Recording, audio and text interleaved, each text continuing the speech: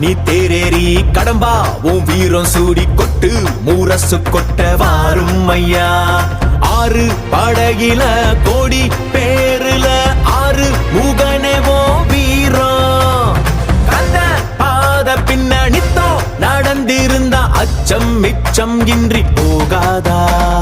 முருக முடிவெடுக்க சிவனோ கேட்டிருக்க வெற்றி வேலனுக்கு ஆரோகரா.